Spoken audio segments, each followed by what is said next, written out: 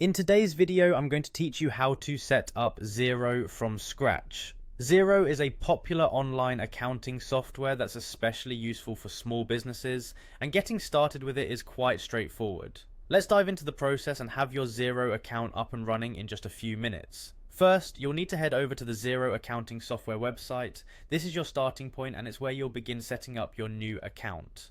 Once you're on the homepage, look for the button that says Try Xero for free and give it a click.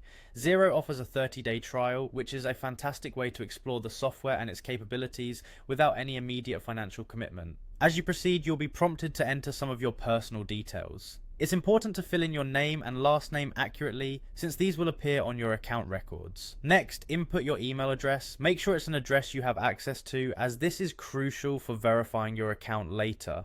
Adding your phone number is also necessary. This provides an extra layer of communication should you need support or need to recover your account someday. You'll also be required to select your location. This helps Xero tailor certain features and settings to be more relevant to your region.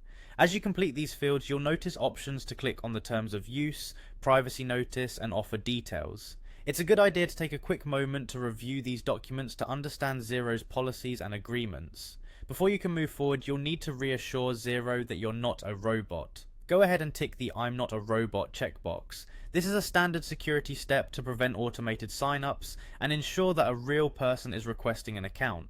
Now, you're ready to proceed by clicking Next Confirmation. This will lead you to a crucial step, email verification. You'll need to check your inbox for a verification email from Xero. Open it up and click on the link provided to verify your account. This confirms your email is valid and activates your account. After activation, you'll be ready to explore Xero's features and start customizing it for your needs. Just like that, you've set up your Xero account from scratch. By following these steps, you've laid the groundwork for effective financial management with a robust and user-friendly accounting tool. I hope this guide helps you get started on your Xero journey with ease. Thank you for watching, and happy accounting with Xero.